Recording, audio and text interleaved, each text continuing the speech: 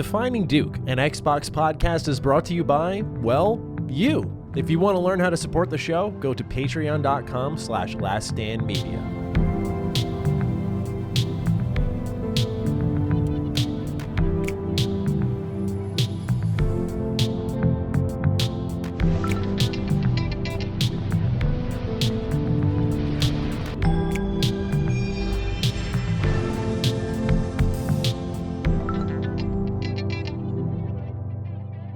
Okay, salutations everybody, it is Matty here today, and welcome to Defining Duke Ultimate, a Defining Duke supplement.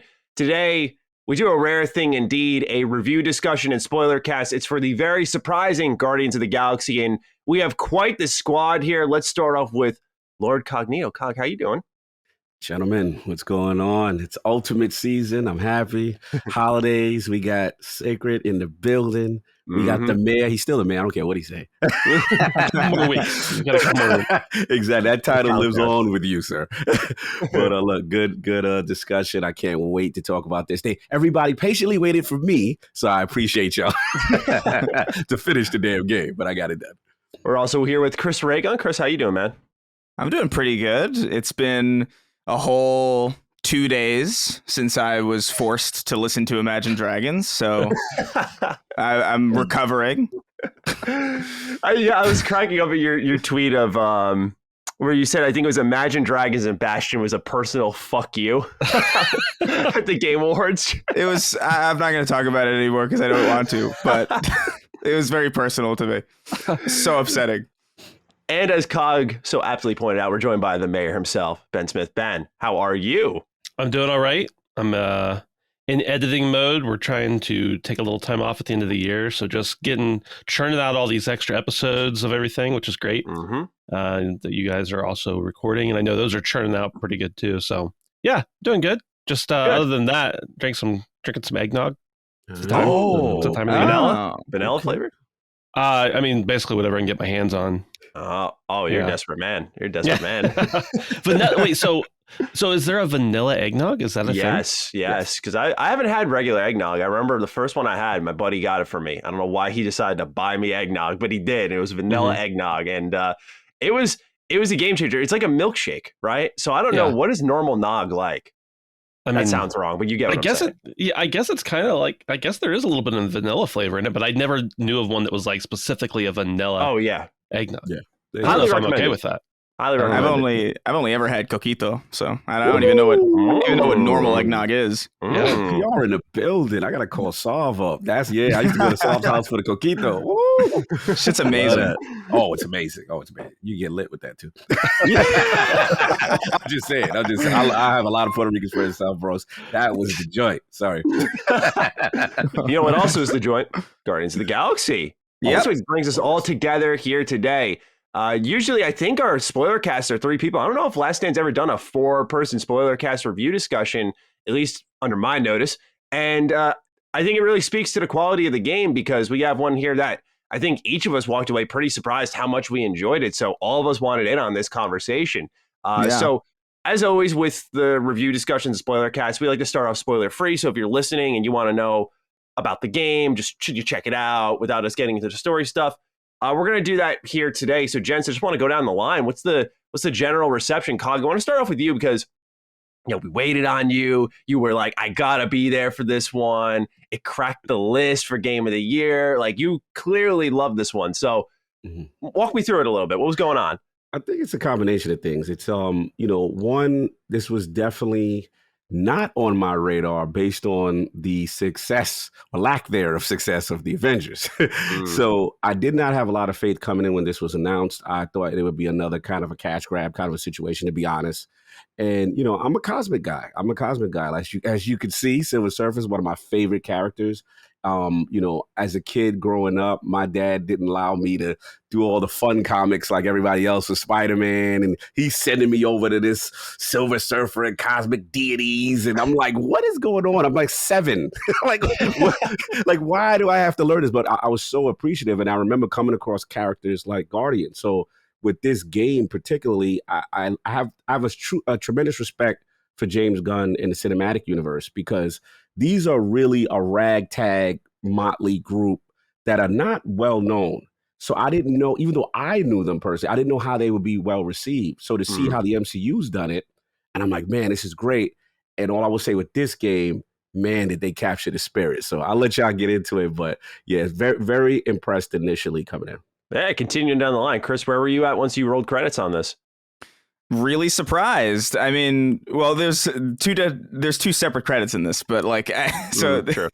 Yeah. If you want to get specific, but yeah, when I finished it, I was genuinely impressed by it. This was a game kind of like COG where I was looking at it like, oh man, this is gonna be a rough one. Not only because the Avengers was so bad, but specifically because we had seen this game in action for a pretty we got 20-minute gameplay sections of entire like showcases dedicated to this game, and quite frankly, the gameplay doesn't look that interesting when you're looking at it. It really doesn't. It's not one of those games that translates well from video to actually playing it. And I think there are a lot of games like that, but specifically this one was one of those where I was looking at it, I was like, I don't know if this is going to be my kind of game. At the presentation, it was also kind of janky, and it is a little jank still, but definitely not. When they showed it the first time, I was like, this needs a lot of work. So I wasn't looking forward to this, but I just found myself in a lull. I didn't find myself wanting to play anything else. There were games that I was looking forward to that were still quite a ways away. So I figured, you know what? I like Marvel enough to maybe see what this is going to be. And I started it and I was like, this is surprisingly great. Surprisingly well written. It's not annoying me, which I thought it would, because it's very easy in this kind of game with a ragtag group of people, especially when you're not confined to like an hour and a half movie. You have to spend 10, 15 hours with these people who are constantly talking. That could have easily gotten grating. And I think sometimes it almost did.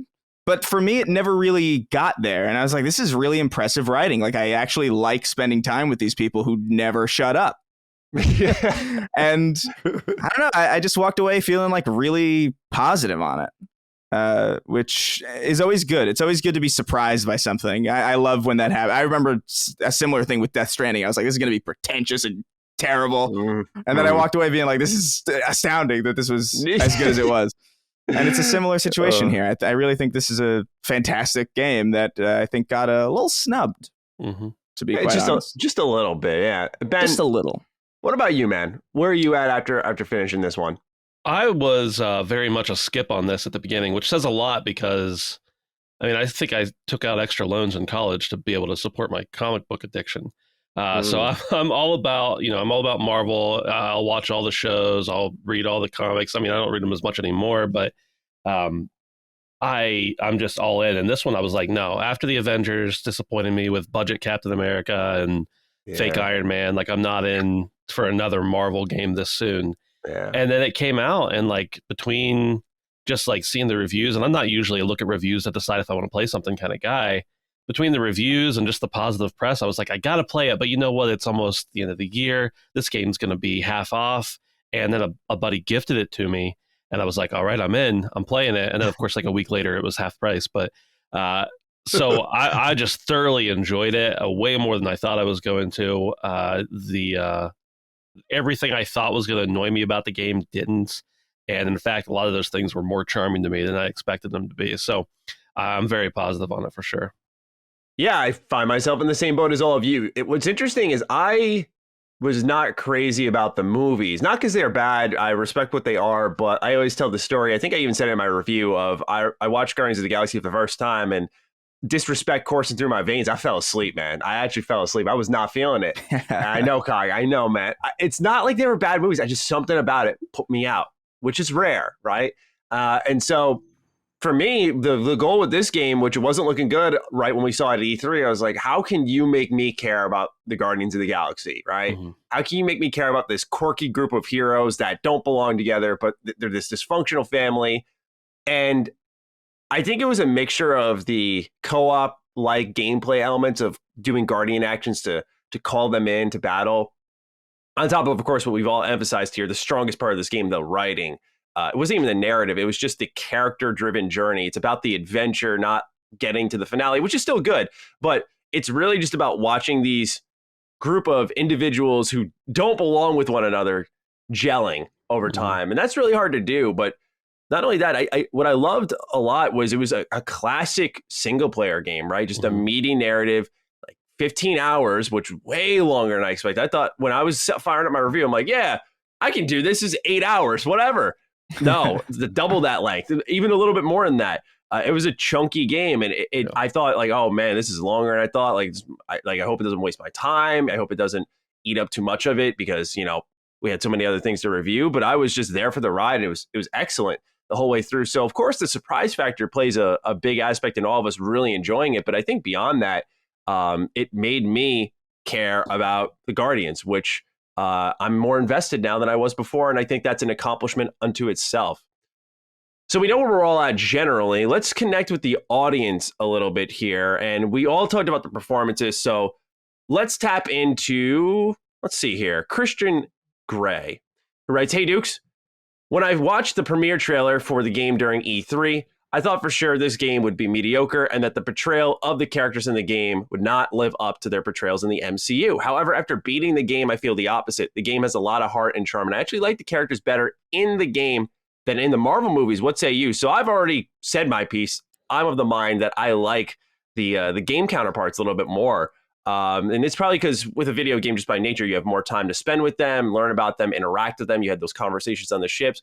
But where are you guys at with this versus the MCU counterpart? Cog, I'll start with you because you're Team Cosmic. I want to know how did you connect with these characters compared to something like the MCU?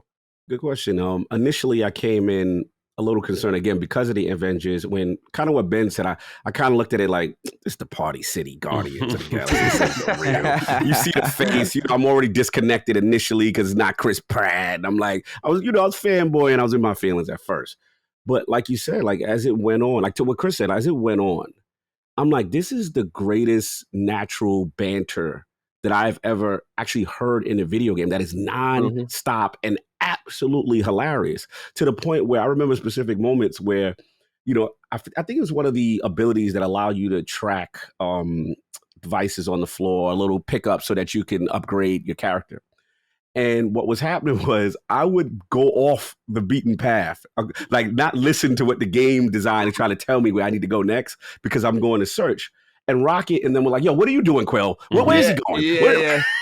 And I'm just dying laughing. The fact that they were like chastising me for searching for collectibles off the path. I thought it was just the subtle things that were hilarious. I think for me personally, Rocket especially is hilarious. Rocket and Drax are my MVPs. Like they are absolutely hilarious. The Peter Quill stuff and the insults and the personal stories. So to your question, you can make an argument that the voice acting is so good that it's like right there on the level. You don't maybe necessarily have to watch the movies and you can get the essence of Guardians of the Galaxy. That's how I feel about it. Absolutely. I love that. Well put. Chris, where are you at versus MCU and we'll say GCU? Yeah, I mean, I like the movies actually. I think Guardians 2 is fantastic. But I also just love James Gunn movies. I loved the new Suicide Squad. I thought that was great. He just has a really good track record and really good natural ability to make stories about a lot of people and have you care about every one of them somehow. And it's arguably easier in a video game to do that because, like you said, you have so much time to spend with these characters. But again, like the nature of these characters, it can be grating. It can be like conversations don't stop in this game to the point where I'm like really impressed by the sheer amount of I want to see the script for this thing and how dense these pages are because it's a lot of dialogue and there's very little silence, which again could be a turnoff for a lot of people. I know I saw some people being like, it's a bit much. And I was like, yeah, fair enough.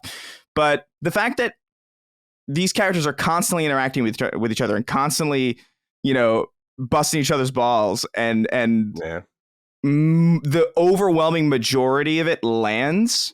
Yeah. That's super impressive. Yes. That's not an easy thing to pull off. And I think it's just a testament to probably how well James Gunn established these characters in the first place, that they were able to that the studio was able to kind of take that and fill it out a little bit more.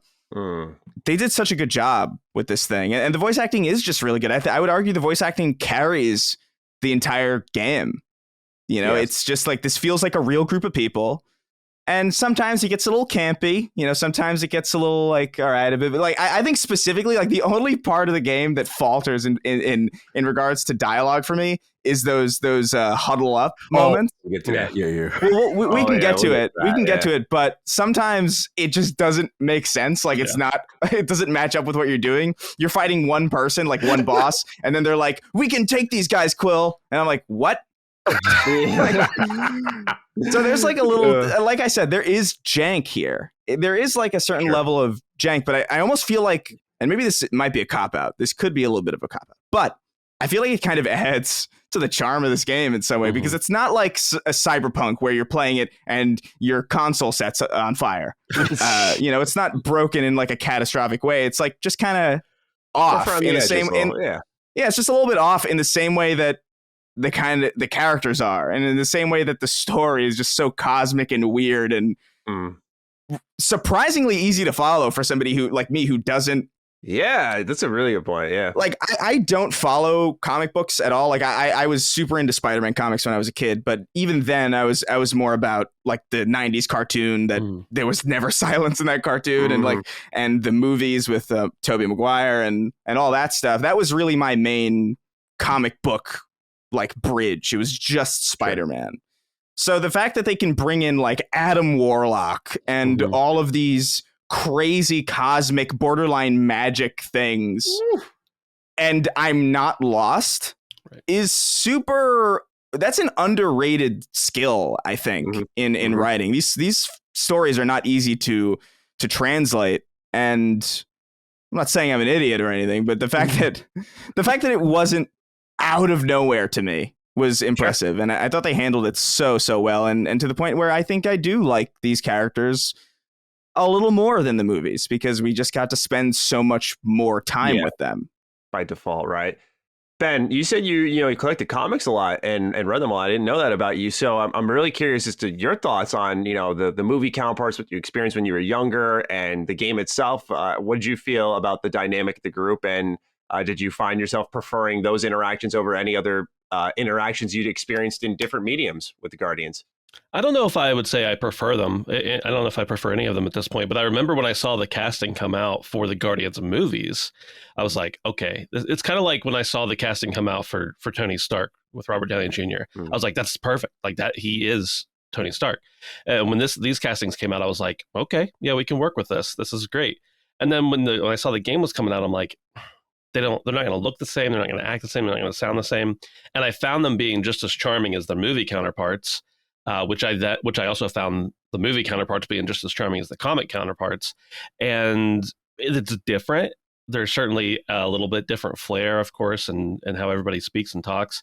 But the heart of all the characters was still there. So I would say that after playing the game, it very much lines up with where I'm at. And everything else that Cog and Chris said, I think I would echo as far as the way that everything was presented and the interactions and the storylines. And it was, all very nicely wrapped up. I agree. Well, we certainly made it clear the dialogue is, I think, the heart and soul of this game, but there's a ton of combat in it. And I definitely wanted to talk about that here in our non-spoiler part of the discussion, because I think it's something that could be a hit or miss for a lot of people, if I'm honest. So let's start off with Christian, like the religion. It's a great name. Hello, Dukes. I personally more than like this game a lot. It's certainly not perfect, but the characters and dialogue were very good. The quips and conversations between the Guardians were the highlight of this game for me. While the gameplay was monotonous, it was serviceable. But I gotta say, the worst thing about the game were the small areas where enemies would just keep flooding in. I was fighting for a bit, 5 to 8 minutes straight, before I figured out I could just get in the elevator to continue the game. Am I honestly just dumb here? I did notice a couple of monster closets in this game, and I did notice some people saying that the gameplay was just kind of there. I want to know, again, we'll keep going down this line. Cog, when you played this, obviously we know the writing and the interactions. That's the superstar here, but I want to get some of your thoughts on how it played to you. Was it good enough? Did it lift up the experience? Was it just serviceable? Where were you at with it? I think in the beginning with the combat per se, it did, for whatever reason, it just didn't click initially. I had to get used to it just at first. It's not like it was super complex or deep, but I just had to get used to what they were trying to get me to do. And then I remember like beating an encounter, the first couple of encounters, and I'm seeing I'm being rated on a scale or something. And I'm like, okay, so they want me to be flair. They want me to use a lot of the powers. Then I started to play almost like a Final Fantasy VII remake kind of a flow, where it was like, okay, I hit it, you could pause, think about your next move, set up. And once the synergies of like group binding someone, rocket throwing, I started to get into the flow of it. And I'm like, oh, okay, now I get it. And I think the hardest part with me was actually using Peter Quill's powers, because I think I had to put the analog in. I never used them. Oh, you ever.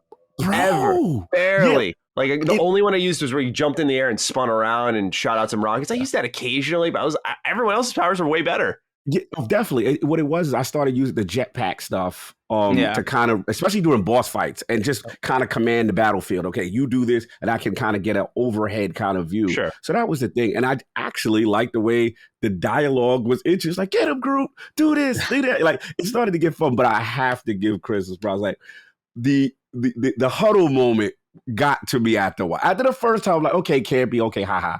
But like the fifth, sixth time, I'm like, all right, this is not it. Like, this is getting on my nerves. Like, that's the one negative I really got to go with. It just did not hit for me. And there was times where either A, like Chris said, it doesn't make any sense, or B, it just takes too long. I can't skip it. I'm like, can we get on with what I want to do and give me the boost, please? And the last one I'll say is, I actually didn't mind the elemental combat with Star-Lord, which is like, again, Chris would appreciate as a Destiny guy, it was like playing the Shield match game, right? So you're like, okay, he's got lightning, he's got fire, okay, switch to this. Like, I thought that was kind of cool. It's simple, but it grew on me. I ended up liking it for the most part. Well, let me throw in Rubino's right in before I pass it to Chris here, because I think since we're talking about the group huddle mechanic, we should highlight a perspective from the audience.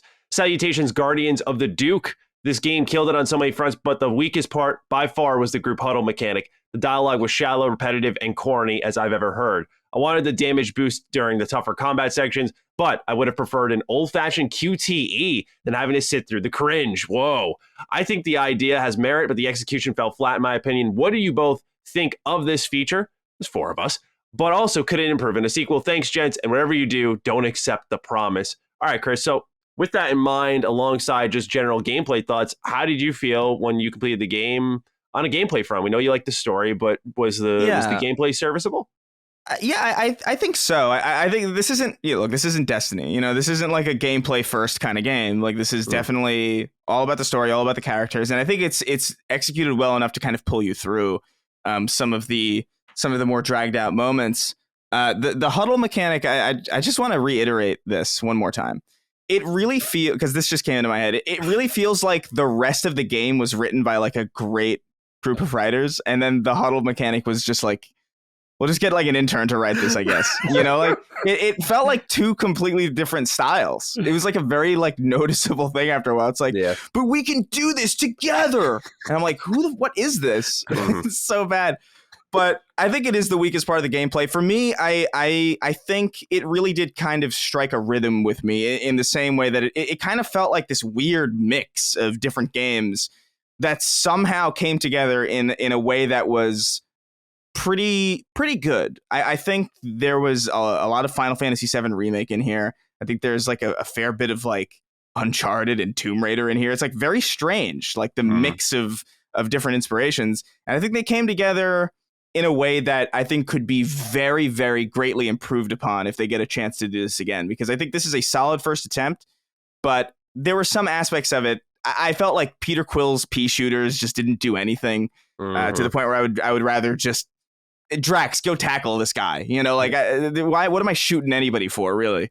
And it really did feel like everybody else's abilities were better than mine, but I almost feel like that's intentional, and I almost feel like there's like a certain, not RTS quality to it, but the sense that you're the commanding officer of this team and you're kind of strategizing as you go. Granted, you don't really need to use much strategy. You can just spam a bunch of attacks. You don't really need to do things in a certain order to take bad guys down. But there's enough freedom there in the way that you can move around the battlefield and in the way that you can combine different abilities that I found the gameplay after the 15 or 16 or so hours that I spent with the game to be pretty good. Like, I didn't think it was bad. I just thought it could be greatly improved. And it definitely wasn't the strength. And the huddle mechanic just like really, it just really, I can't stress it enough. It really made me want to stop like all the time. But I kept going, which is a good sign. That is a good sign. Ben, what about you? Are you as soured on the huddle mechanic as it seems everyone else here is? And where are you at with just the general gameplay for Guardians? Yeah, I would say that the huddle mechanic, I kind of liked it the first few times I did it. And once I realized it was just doing the same thing over and over again, I was like, okay, it's not specific to this combat. It's just, they just have different things in place. So I don't know that it was abysmal. I think the writing was abysmal in it. The actual mechanic itself, I thought was kind of fun. I was a little confused on did I pick the right thing or not? They all got mad at me, but I still got the damage boost, it seems like. But I will say there were times where I had 3 or 4 enemies left on the screen and I had the prompt for the huddle and I just didn't do it because I didn't really see the point. But as far as the actual gameplay goes, like a lot of times in games that are a little bit repetitive, you start out the game and it's really cool, and by the end of the game you're really kind of tired of it. And with this one it was kind of the opposite for me, where the more powers I got, the more I invested in the different characters. By the end I was like, okay, this is a lot of fun. I found myself like continually using the same things over and over for each character. And then by the end of it I was like, okay, I got to start experimenting with this. As a matter of fact, some of those monster closets, I would know that I could move on and just stay there and keep trying out different combinations. Okay, I want Gamora to bring down that stuff from there, just to like see and experiment with the different things that you could do. So I really enjoyed the combat. I really liked the commanding officer kind of analogy that was used there. And it's a cool mechanic. I'd like to see them develop a little more. I think that it would be cool to be able to actually control some of the other characters at times. I don't want a game where you get separated and then control each. Like I the only good, the best part about this game is the characters all interacting together and being together. But I think that it would be cool if you had an opportunity to actually control other characters as well at points. Yeah, I feel like that's the obvious next step for a sequel, in my opinion, at least when it comes to the gameplay front. I agree entirely. Although I was a little bit more in favor of the huddle mechanic compared to you fine folks here. I did enjoy it a little bit because I like the music kicking off afterwards. It was very one of my favorite qualities of this game is you could tell they looked at the movies big time because of just the way some shots were done, the interactions. It did feel it felt like I was playing an MCU movie. And I know that usually sounds very bad, but it just had that vibe to it. And it's like an intangible thing.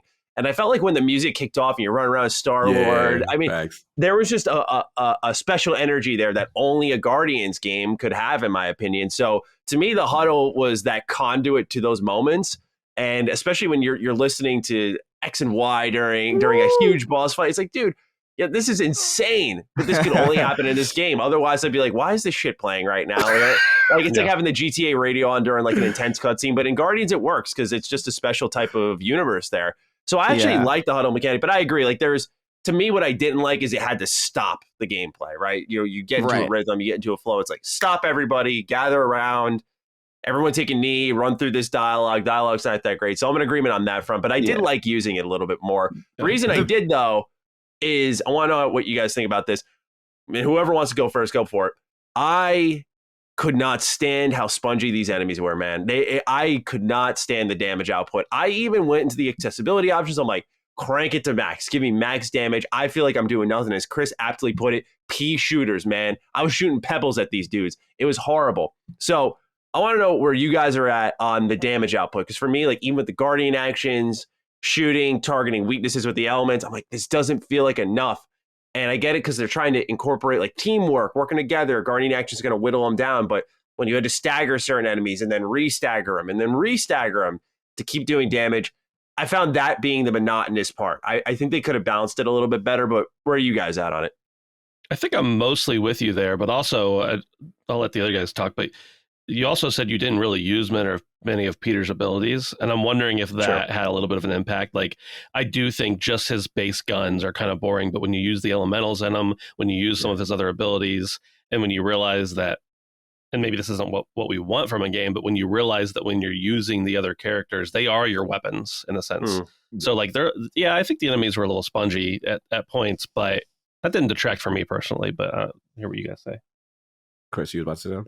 Well, I come from a long history of playing games with spongy enemies, so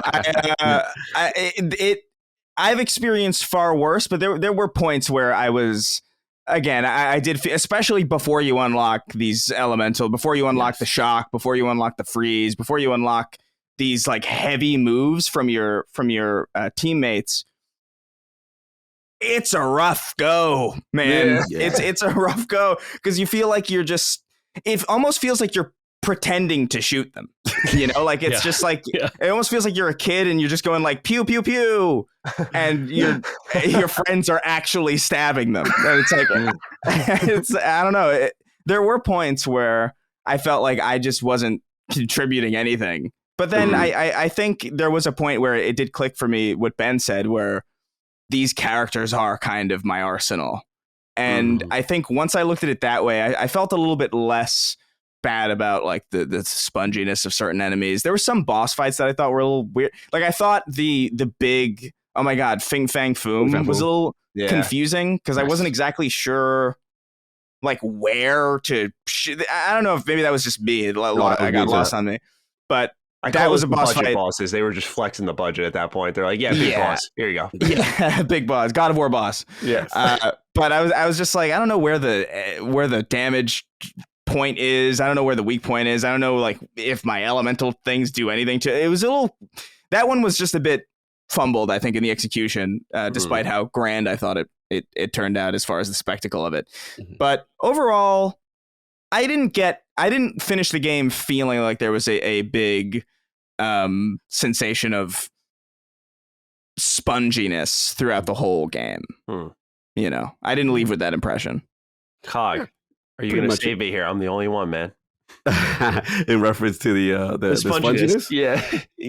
It's kind of like where I felt it the most was what everyone said. Like the beginning when you didn't have a lot of the abilities unlocked. And I agree that Peter Quill himself, even when they make you learn when you have to hit it in that charge up mechanic in that specific window timing, almost like a Gears of War slider, click, stop. Yeah. And I'm like, the active reload. I did all this and I'm like, this still didn't really hit hard. And I'm like, so I really wasn't. Now I will say to Ben's point, where Peter really started to elevate for me was the elemental stuff. Cause I would shock group of some enemies in place. And I was like, okay, cool. And then the later one, when you pull them towards you, that really helped people, help them from stopping picking me off. Yeah. But to Chris's point, like there were boss fights where I was like, I don't know what I'm doing.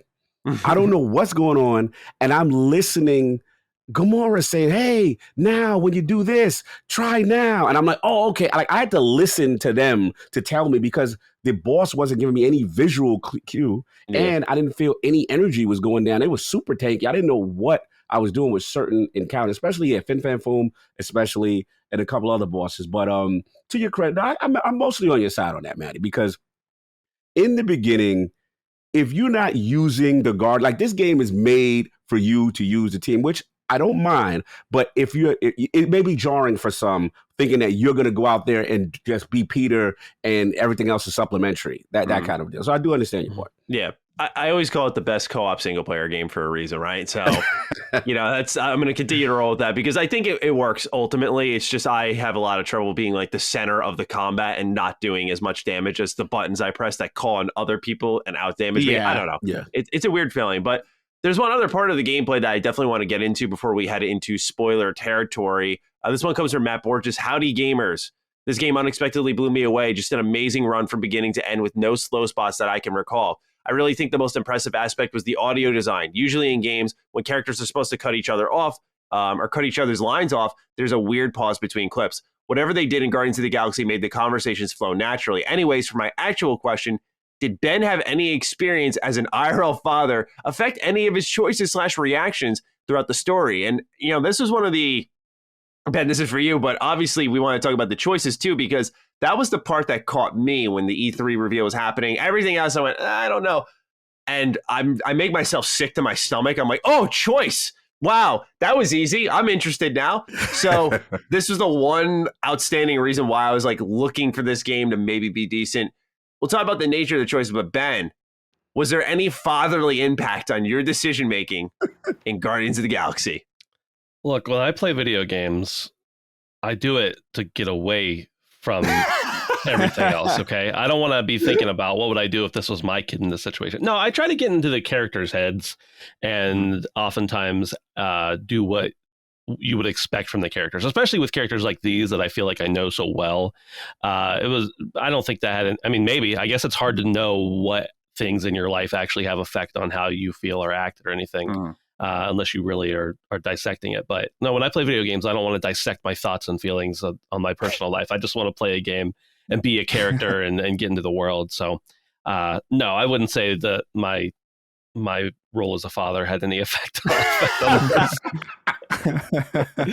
If anything, the opposite. I'm like, well, in real life, I would do this, but over here, I can do whatever I want. So, yeah. That's how I roll, right? I go as evil as I can. I'm just like, well, I'm a pretty nice guy in real life, so I'm just going to like turn it up a notch and just kill you probably. Like, there's also never been a scenario in my head where I was like, what would I do if my children were infected by the that's never really been a thought in my head. So, right. Well, we'll flip on spoiler mode here for those listening, just because we're going to talk choices. And I'm sure we'll have to give specific examples of that. And we're 36 minutes in as we record this. So I thought, this should be a good time to make the transition. So if you're listening to this and you don't want to have this game spoiled for you, go play it, come back later, and we'll see you then. Otherwise, for those sticking with us here, enjoy the rest of the show. Here we go. So like I said, there's choices here that you can make during all manner of the story. There's only one ending. The one true ending. They don't affect many things other than permutations of little cutscenes. Chris, I want to bounce it to you. How are you feeling about the I put in quotes, choice and consequence of Guardians of the Galaxy, and just your ability to invite yourself into the conversation a little bit more? Yeah, I thought it was cool. I thought it was the appropriate amount of choice and consequence for a game like this that is largely linear, that it's largely kind of taking place in this grander universe that kind of already exists in some established way or another. I was actually surprised to see that my choices had any effect at all. Like I was going into this expecting a purely linear adventure. So when I got to the end and I saw like, oh, you made the right choice with this character, so they're coming to aid you in the final fight, and they're going to weaken all of these enemies in this area to be one shot instead of this long slog. I think it was Nova Corps when when you convince them to kind of join your side eventually. Oh, that's cool. And there's this huge swath of really tough enemies that I could tell if they didn't show up, that would have been so annoying to fight through. And then suddenly they were all one shot, and especially with your shock ability, you could just you shoot one and then like three others die, and it was just like, this is actually a really cool like middle ground of having your choice affect the late game or like the end of the story, because this is not Mass Effect. You're not going to get a complete, like, you're not like Rocket Raccoon isn't going to have his head ripped off, but and you're not going to replay the entire game to make sure he doesn't, like I did with Garrus. But I think I was overall satisfied with it, largely because I wasn't expecting it. Like all of us, I don't think any of us were anticipating playing this thing at all, really. So the fact that we jumped into it and there was this kind of like extra little bit of like, hey, by the way, you should probably pay attention to what you're saying in these in these interactions. I felt pretty good about it, largely because my expectations were not high, which might sound like a negative, but if you were going into this game expecting like massive consequence for your choice, this is not that game, and I wouldn't recommend looking at it that way if you're going to enjoy your time with it. But yeah, I was wondering going into it, because I always find it fascinating to see how games handle choice. I was like, I wonder if I could just be like a dick kind of leader, man. Just really like ruin the group here, split them up. Because I thought that would have been interesting to see, but it ultimately wouldn't have fit the characters that I think the larger, more, we'll say, casual audience was familiar with, where you could be like Peter Quill and just like split the whole group, send Rocket Raccoon out on his own. Cog, when you were making some of those dialogue choices, were you getting a little more invested? Were you feeling like this was a good component of the game, and did anything surprise you with it? Yeah, it was surprising that it existed. I didn't expect that even in this game, to be honest. So it was kind of like Mass Effect Light. I'm like, all right, you actually have some, but the way I looked at it, I was like, this game is going to be on rails, right? So there's not going to be Right. too far outside the box it's going to go. But like to Chris's point, that scene definitely resonated because I made the same choice with the Novo Warmind thing to try to convince it you need to assist us. This is real. This is a serious threat with the whole Mega situation. And to see that part happen, I thought was implemented very well. I completely agree there. I also thought that the dialogue choice with the daughter initially, when you first meet her, and Oh my God, I thought that was great. Yeah, I, whether you're going to bond with her or the mom based on her little. I love that part. That was great. Yeah, that was really cool. And then, Peter's whole thing about, being a child in that situation. So I thought they were trying to do something there that definitely carried on and helped with little things. We're trying to convince her and stuff like that as the game got on later. So again, it was subtleties. I felt it was, again, not this huge cataclysmic choice kind of thing. I did want to see where they was going to push Rocket leaving. Like when Rocket left, I wanted to see how far they were going to push if I pissed him off. Because at the beginning, Rocket was getting on my nerves. And I was like, bro, if you want to leave, just bounce. Like, I don't got time for you with your attitude, bro. Because he had me laugh. He's funny. But he was constantly going against Peter Quill in the beginning, like constantly. So when he left, I wanted to see how much. So they didn't veer too deep with that one. But I just liked the fact that it existed. And it was a pleasant surprise to have like some level of choice in the game. Yeah, I agree entirely. And I'm in the same boat as you. I wanted to see how far you could push Rocket Raccoon. And it highlights one of the things I loved about this game when it started up is you kind of join as things are ongoing, right? Like you hop in, you have Gamora, who's this new member, and Drax is distrustful of her. So you get that initial, like, I don't really like you. And you see how it develops by the end of the game where there's moments of true trust. But yeah, I'm with you guys on the dialogue. I thought it was a pleasant surprise in a lot of ways. Of course, as like a big RPG fan, like I'm always looking to see what you can do to break the game because I think that's just the most fun part of it. But I don't think this is that type of game. And if you go in with those expectations, you'll be pleasantly surprised because I think Chris highlighted a good moment. I also really liked in it's chapter 6. I forgot the name of the place, but you can go to these gambling machines, right? And you could spend the money that you've got. And I'm spending it all, right? Like, oh, let's see, like mini games, maybe an achievement will pop. Let's have some fun, right? And I got lucky, but you go in a couple of chapters later and you're like, oh, I guess the money never mattered in the beginning of this game that I had to get for Corel because you're like, oh, who cares, right? She's gone.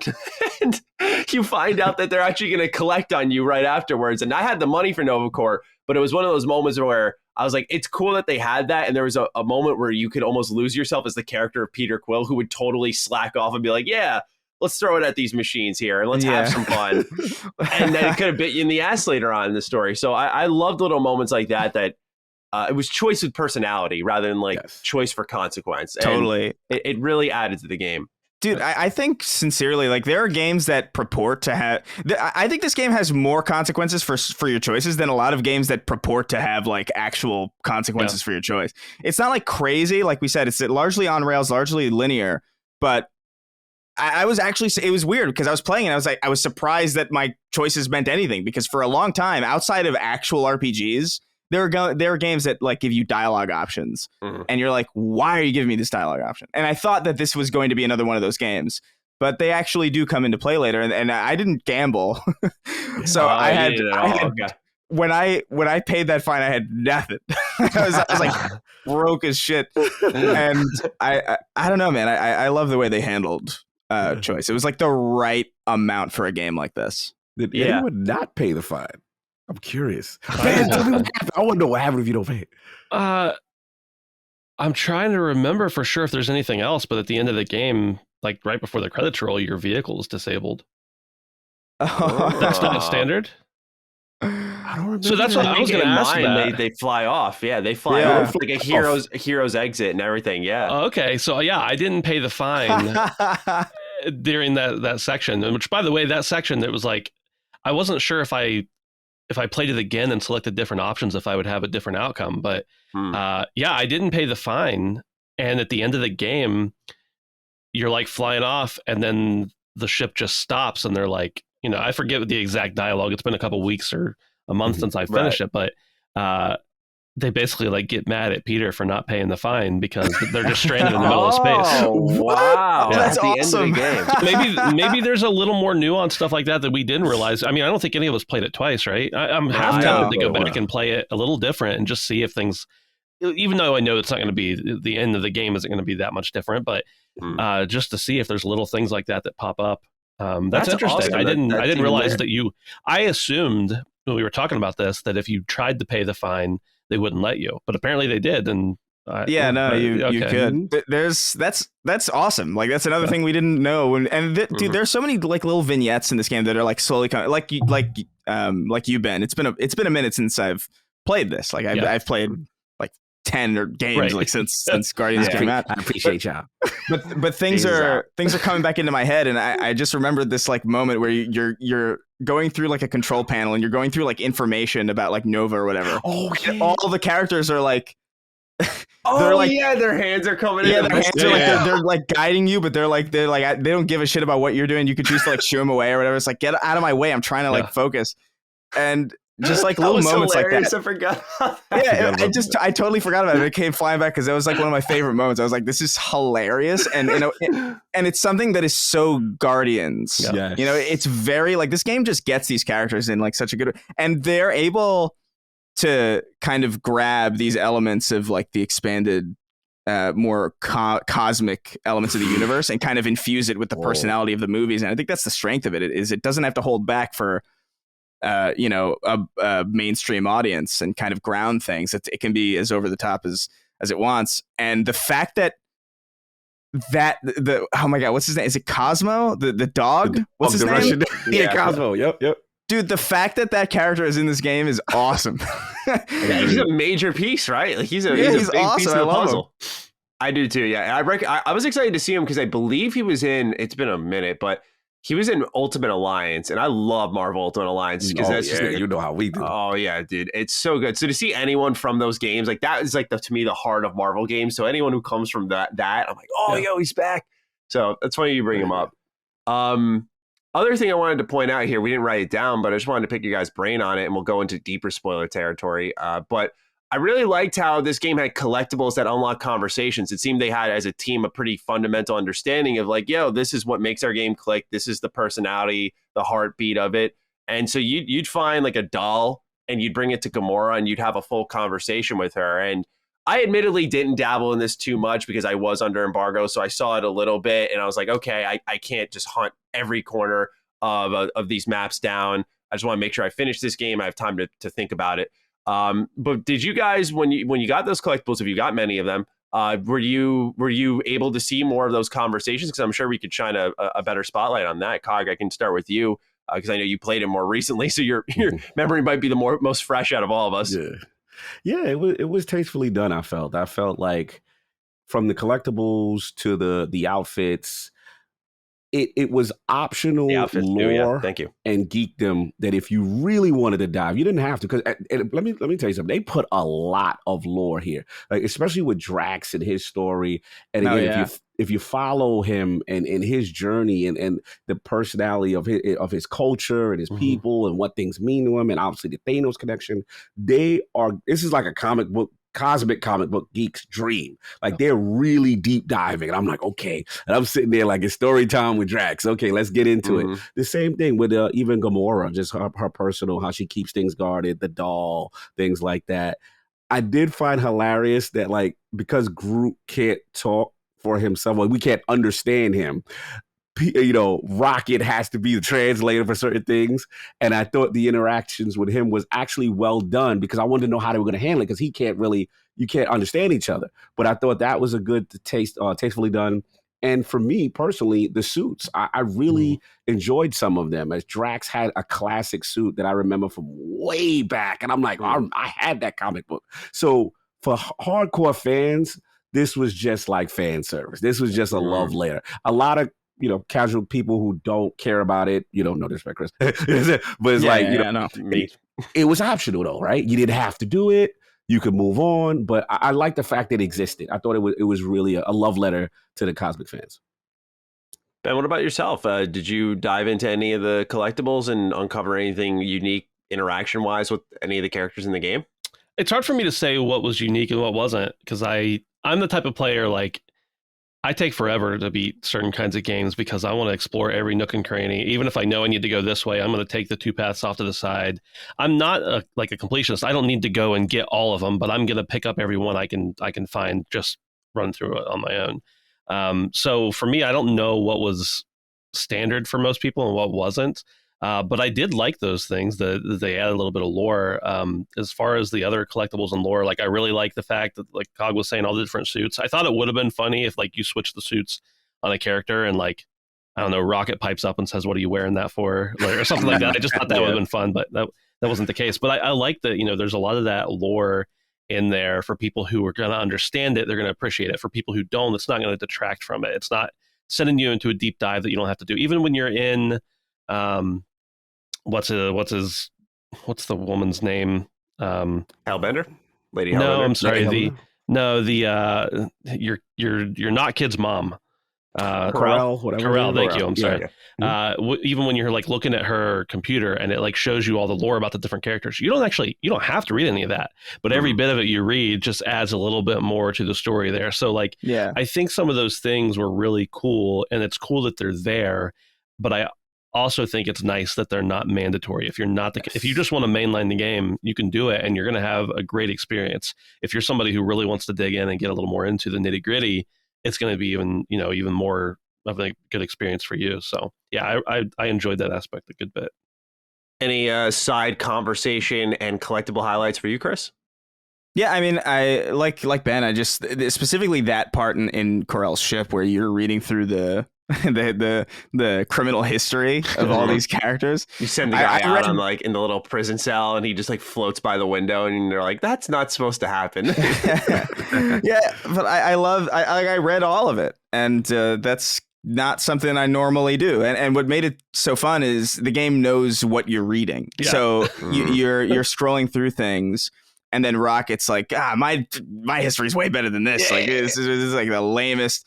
He's done nothing, this guy. And I'm like, every bit of this game plays to its strength, which I think is the characters. And just like every bit, all these collectibles, all of these optional lore things, it just adds more characterization to everybody. And it's done so well. There were like, I think 1 or 2 conversations that I had that were unique based on items that I had found just in levels. I can't remember exactly like what they were. It's been a minute, but I remember that they were really cool and it was like really fun. Like I never felt impeded or annoyed that I was having a conversation with a character, like never, not once. And that just speaks to the strength of the writing and how fun these characters are to be around and how adult this game is.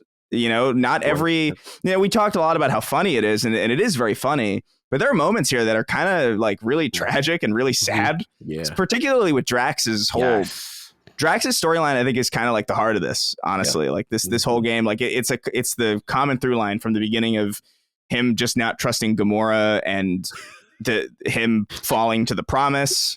And at the end, just like seeing him like kind of defeat Fang Foom and like how much that means to him. It almost feels like he's the central character, even with Quill and his daughter kind of being the obviously like I think the front facing central linchpin of the story.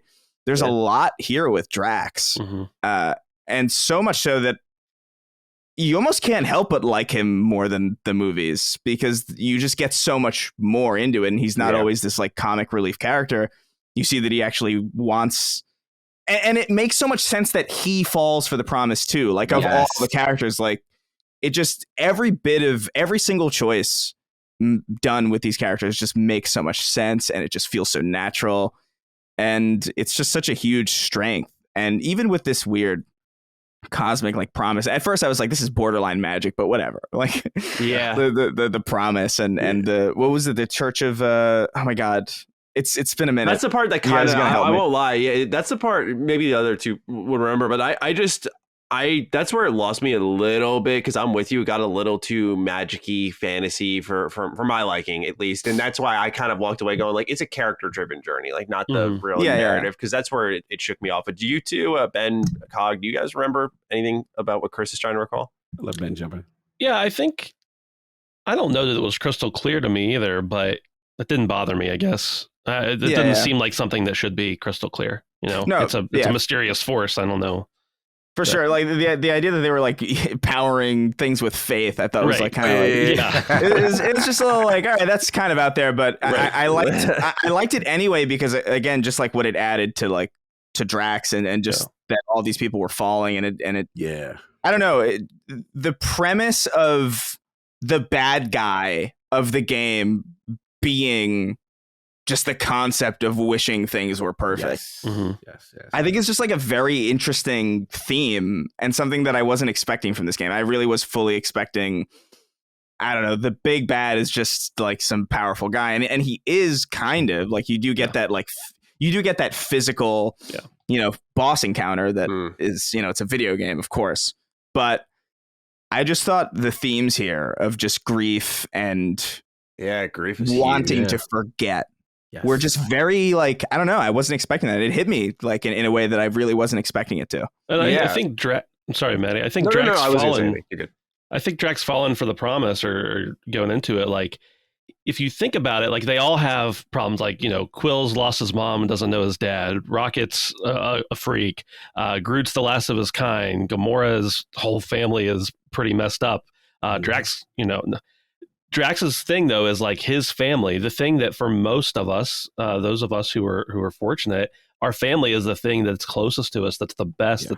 It's the thing that we desire. And for him to lose that and be missing it and fall prey to the promise, like I think that opens up a different dimension to that character than we see in the movies, because like we know that Drax has rage and anger and hurt inside. But like we don't really necessarily know all the time that it's driven by grief. And like I think that shows that dimension. So like in some ways, I think this game might show more dimensions to each of the characters. And granted, it's a lot longer of an experience than you really get with movies. And honestly, not that I've read the entire catalog, but somewhat with the comics even.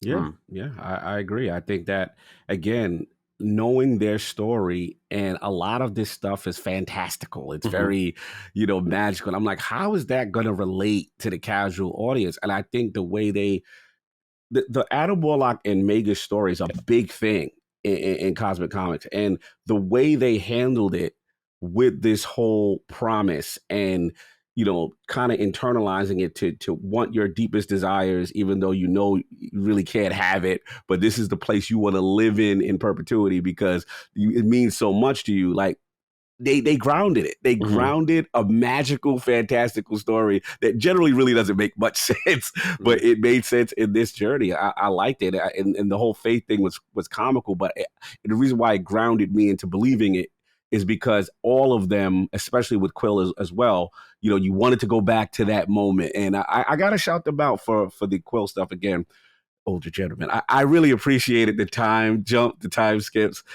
I had literally everything in his room. I had a ColecoVision. I even had the game. Like that game was one of my favorite games. It's called Gateway to Asphyr, classic game. I'm like, the callbacks, the feel. And I want to really jump back on what Matty said. I know we killed the huddle mechanic, but I have to admit, like the musical choices for every flashback, like I'm sitting there listening to Culture Club, I Tumble For You in the middle of a match, and I'm laughing. I'm like, why am I rocking out to Wham during these moments? But it works. Like it just works. The no frustrating license was fair.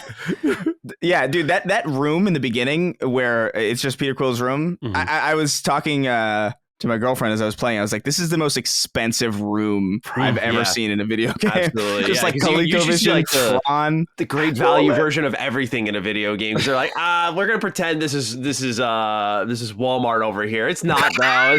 It's not though. You can imagine it. Matty, he was blessed as a kid. He was, man. It was great. All I needed with Transformers and G.I. Joe, it was a go. Yeah. But the music, I will say, like we did kill the huddle mechanic, and I do think the music part of it was awesome. But then sometimes I would start it, right, and I would be like, all right, I got to suffer through this, and then we'll get to the music, and then Take On Me would play, and I'm like, yeah, but it's like, but then it'll play for 10 seconds, and then I didn't realize that I was on the final wave of this enemy, and I was like, damn it, I got like 10 seconds to Take On Me, damn it, son of a bitch. I wanted that because that is a great aspect of this game. Like the soundtrack in this is phenomenal. And it's nice. impressive. It's nice that when you're in the ship, you can pick the music, but like, Yes. I'm not going to be in the ship all that long either. So that was a little Right, disappointing, yeah. Speaking Did of you guys shit, did y'all always close the fridge? close the fridge? Close the fridge. I was mad at you in my Every mouth, time. bro. I was like, hey, I wanted to know. I was like, I wonder if there's an achievement Yes! or a trophy Yes! that you Oh catch my every. God. I think that would have been an awesome, subtle trophy because Yes. I literally every chance I'm like, who left the damn fridge open? All right, Yeah. let me close this. Yeah. Wasn't there's every somewhere chance. else in the game, and I'm trying to remember where it was. There's somewhere else in the game where you close a fridge. Yeah, there is another Yeah, game. I yeah, just yeah. I can't remember where it was, but it's like a recurring thing. It is in like it's on some space base or something. Yeah, You can yeah. But like that caught me off guard Mhm. when I was walking through the ship and I looked at that open fridge and I actually like audibly said, "God damn it." Which is like insane that a game could possibly do. I'm not that kind of player, really. It's very hard for me to get. I don't know, like unless I've been in for a game for a long time, like it's lore that I'm very knowledgeable on. Like it's very hard for me to get sucked into worlds like that, and the fact that like a fridge is what triggered you more than a anything fridge else. is what. Yeah, I felt like I was really there, and I felt genuinely upset. Yes. Like it triggered OCD I didn't know I had. I was like, I need to close this. Like, who keeps doing this? I did it because there was an audio line for each one where like Peter would always yell something out as he closed the fridge. He's like, guys, you got to close the fridge. They're all at the front of the ship ready to leave on a mission, and I'm just like, they're ignoring me. Like, I don't know. I just feel like you were in like a college dorm or something at a certain point. Yes. I love the groundedness of that. Just the fact that you're in space fighting a man harnessing faith as energy and still, guys, close the fridge, please. Nicely done. Let's talk some big spoiler moments here. We'll get into the future of this potential game series, and then we'll wrap it up. So the main two I wrote down, and of course, if you guys get any other ones that come to your mind, we'll fire away with them. But of course, first one I wanted to go into, and both these take place towards the very end of the game, is we know Star-Lord's mom is dead. That much is inferred from the flashbacks. But you get a point during a Nikki when she's under the promise and she sends you back in time, right? And you have to be the one as Peter Quill to kill your mom because she hugs you and she starts squeezing you and you see the effects on the screen closing in. And as you like pull her away, it's this no QTE, like you can pull her away, but if you let go, she hugs you again. And that can keep going if you wanted to. But to stop that and progress the story, you have to put the shot into her. And that's where, to me, there were a lot of emotional moments throughout, like Drax on Nowhere going through, the afterlife. Like there were moments that hit, but like to me, that was when it really nailed it. I was like, this game's emotional. Like that was crazy. How'd you guys receive that moment there? Was it only me, or where were you at, Cog? Yeah, I think you nailed it, bro. Like that I didn't know what was happening because it was like you said. Prior to that point, everything was a visible QTE to let you know interaction. Let's go. You're falling off the thing. Hit the button. Okay, cool. Line up the shot. Okay, cool. But this was like, all right. And I saw the game, and then I think the game ended. By one time, I didn't do anything. Oh. And I was just like, yo, what is that? Okay. And I redid it, and I was like, okay, I see what's going on here now. And I thought it was a nice touch. It was very unique because to pull that trigger, what that character felt. And then I think from that point on, the game got very personal. Each story became an individual personal story. Gamora started to care more about what was going on with the faith and her looking at the little girl and flashing back to things in her childhood. Obviously, we talked about Drax ad nauseum with his situation and how much it meant to him to get back to his family one last time. But yeah, I would definitely say that was the jumping off point, Matty. That moment with Star-Lord and then him wanting to be back with his family in that house. And yeah, it hit different. It hit different. And the game went from this free, fun kind of romp to like, yo, I care about the characters. And what I liked is the characters started to care about each other from that point because it's like, yo, bro, I feel you. I know what that is. Hey, but that's not real. that's not real. What you're about to do, take a step back, Drax. Like, you know what I'm saying? It started to hit. I'm like, damn, I'm actually catching feelings in this game. Like, it was deep, bro. I thought it was a really well done mechanic, and the promise landed for me. I really did. I thought that was the strength of the narrative. I think, because like it's happening to everyone externally, right? You're seeing it occur. But when it happens to you, based off stuff you saw in like chapter 5, that's when I feel like it ties it all together. Ben, would you agree? I would agree with that. For the most part, I think that I'm not sure that was the point where it became emotional for me. I think it's before that, because I think you hear so many of those little, it's what we've been talking about all along. So many of those little dialogue options, and maybe it's because I have a little bit of a history with the franchise, but you're getting a little bit of a glimpse into their life and therefore their background as well every time that there's a new line of dialogue and every time somebody talks. So you know that Rocket's really sensitive about being a science experiment, and you know that at one point, even if it's just the game you've played, you know that Groot's the last of his kind. Like, so you get all those things in there, and I don't know that there's any direct not consequences, but actions that result because of those things up until you get those breakout moments with those characters, and then they get their big special ability. And so for each one of those, it was kind of cool to get in there.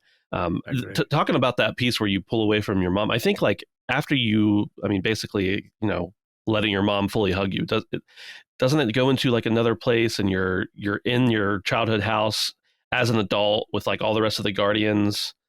Did you guys get that piece? No, I did get that. Okay, yeah, I got that piece. Yeah, so I didn't get that. If you don't pull away from Quill's mom, you like go. I'm trying to remember if I'm getting the exact timing right, but either way, there's a way that you can go back and live in that house as an adult with your mom, and all of the other Guardians are there. And of course, over time, it draws in, the screen draws in, and it's the end of the game, and you start over at that point where you're hugging your mom. Yeah. But if you don't do that, and so like for me, not only was it like, okay, he accepted the promise, he wants to be back with his mom, that was really important to him, but like the other thing I thought of in that moment is the most important thing to Quill, because it's part of his promise, is like not only having his mom back alive, but also the rest of the Guardians are like integral. They're at his house with him, living there. Yes. So like it really shows. I mean, I think they all have a bond towards each other. Of course, maybe Drax hates Gamora, but they all have a bond. And like Quill's bond is not only he wants his childhood back, but he wants all of his friends and companions there with him too. And that was the more impactful part for me than the mom part, because wow.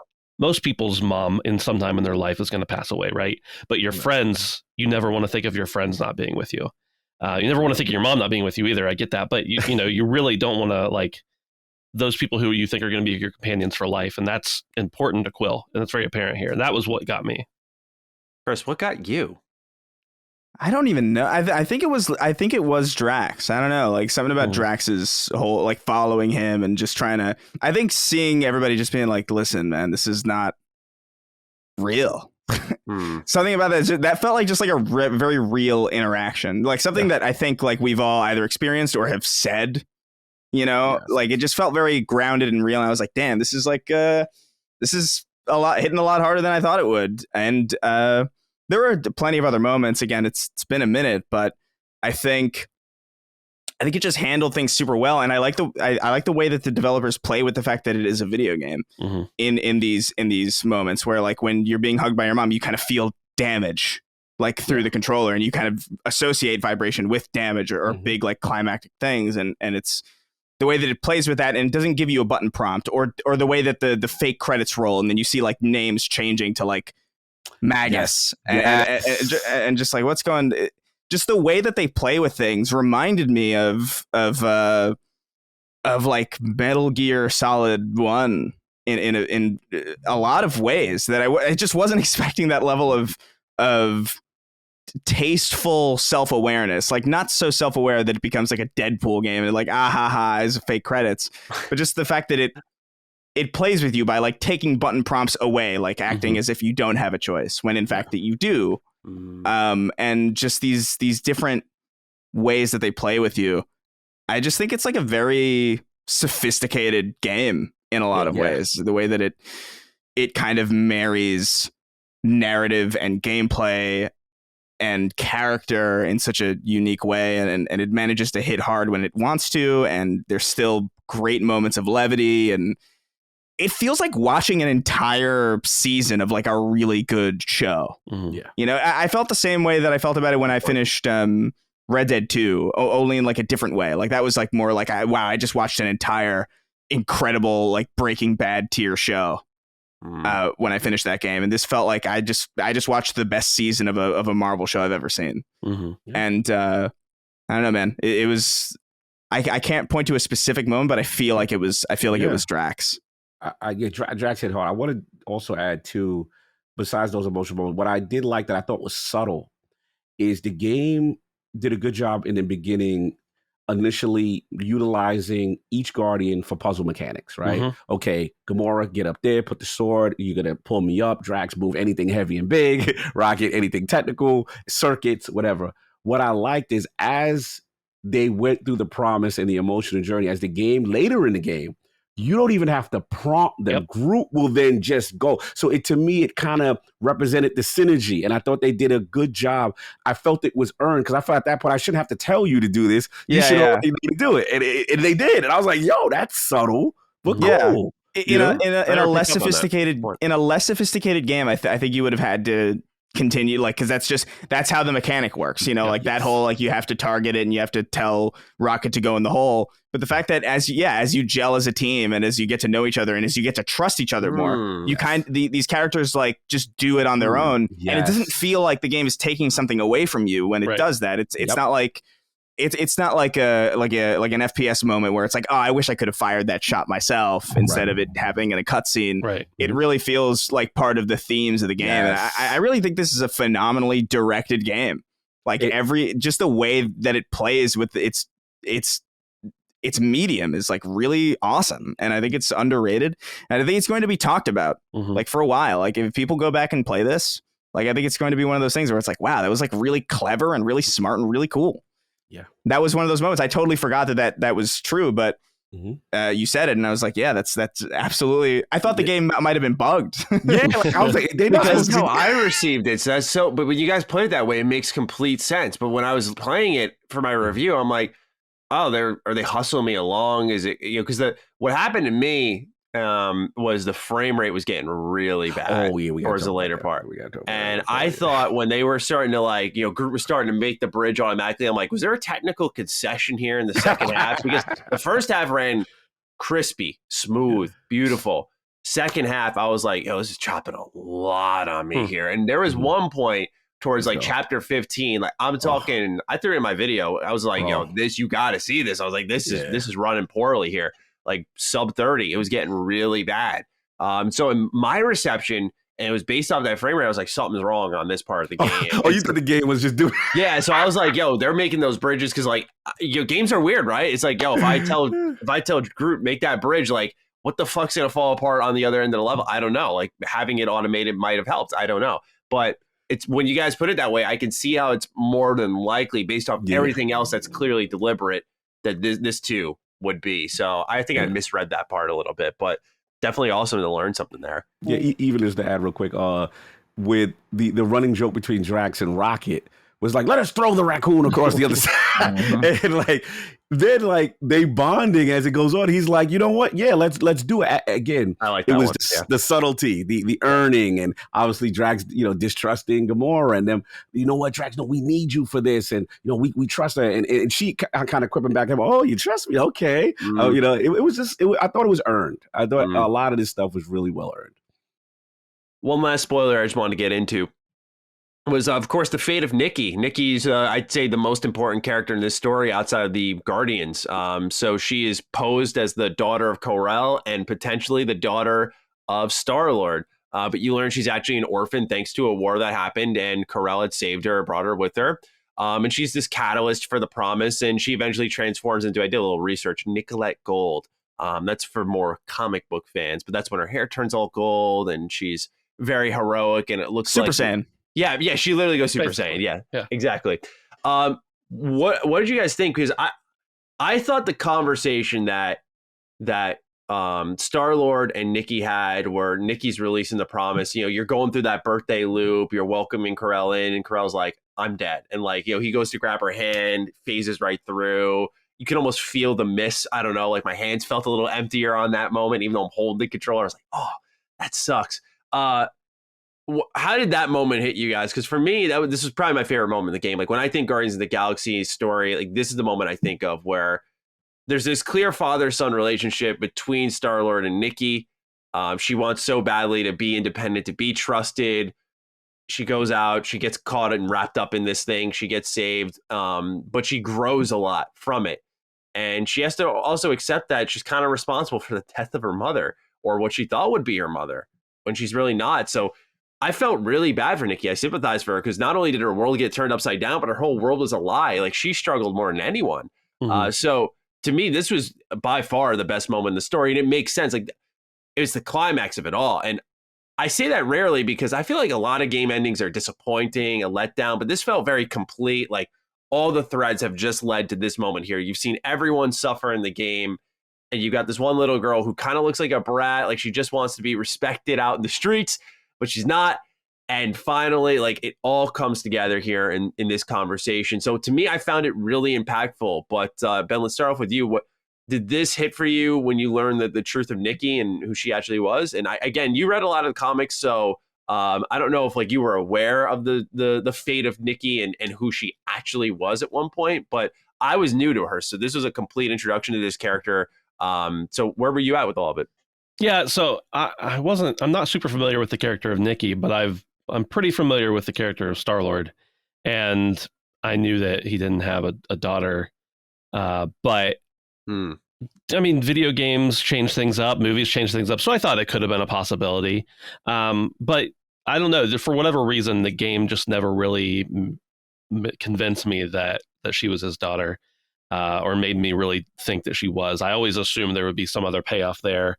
I figured they'd do something different with her and him than in the comics, but I guess it was just like Carell doesn't seem like the type to not be straightforward about something. That you could tell there's a lot of pent-up angst there against Peter. She probably would have thrown that on him at some point. And then Peter doesn't. I mean, he's just not probably going to be a dad at any point. And I thought if her mom's dead, he's not going to abandon her. That's not true to the character, but he's also not going to be her dad. So I don't know. The game just didn't convince me very much that she would be. So I wouldn't. It's not that I wasn't interested in her backstory, but I just didn't. I just assumed there was some other thing there that wasn't apparent. Chris, what about you, man? Yeah, I mean, I liked the character a lot. Mm-hmm. I think she landed well with me. That moment at that birthday loop. Mm-hmm. Unfortunately, that was a bugged moment for me. Where I got trapped and I couldn't progress. And I was just like, God damn it. So like I had to like redo it a little bit more than I think the game anticipated for me. So like it landed a little bit less impactful for me just because it was, and there were a couple moments. It was a pretty buggy game. Like when I played it, like same. There were points where I would shimmy across a ledge and then the game would automatically turn me back onto the ledge. And I was like, I'm stuck on this ledge. I can't leave. I can't leave this ledge. I know the exact spot you're talking about, and I think other than maybe once or twice with some voice lines that you could tell were messed up, that ledge part that I've heard other people mention is the only bug I had. I did play on PC, so I'm sure there was some difference in platforms there. But yeah, I'm interested to maybe talk more about the bugs if we have time. Yeah, definitely have one. But sorry, Chris, I cut you off there. No, I mean, I thought it landed well. Like, I wasn't sure what they were going to do. I'm not that familiar with Star-Lord that I didn't think it was like out of this. I thought it could be an interesting way for them to shake things up and put their own kind of spin on this universe of being like, hey, what if this character had to be a dad? I thought that was a distinct possibility just because I think it would have been an interesting choice. Yeah. So I didn't have. I thought that it was a bit too obvious at first. So I thought that it was like, no way.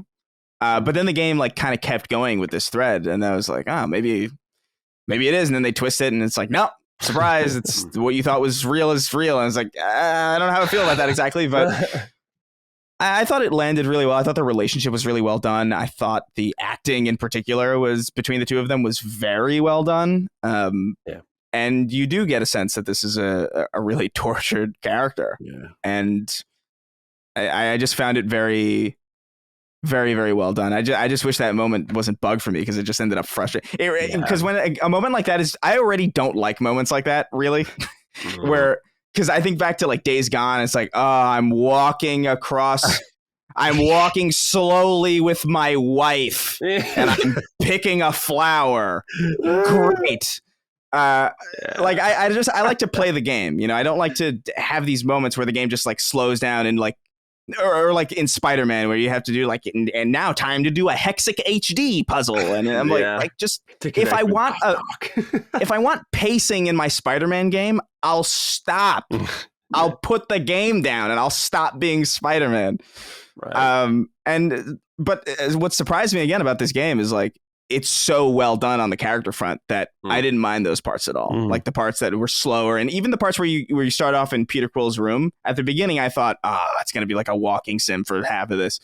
But the writing is so good that you don't care, and it actually adds to the atmosphere and the characterization of all these characters. And I thought everything with Nikki was super well done. I thought the Super Saiyan transformation was a bit weird, but I'm just going to, at that point, you're so deep in the sauce that you're like, I guess I'm just along for the ride now. Whatever. Nothing's too weird. A Russian dog just came to my aid. So, and he brought like the ancient severed head of a cosmic giant. So at a certain, like once you're that deep into it, it's like, might as well, whatever. Super Saiyan Nikki, you're like, fine. God, where were you at with Super Saiyan Nikki? She landed for you in her whole arc? Yeah, I think she landed. For me, from the very beginning, my choices with her was when she was getting disciplined by Corel. I was like backing her up, and I was like, I was Team Corel. Oh yeah. I was trying to secure the wife, right? You trying to secure the wife? I was like, let's see what happens here. Joke's on you. She's dead. Get a moment alone. Yeah, I know. And then she's dead. It's like, because I'm like, look, I'm locked up. I gotta get this little girl on my side.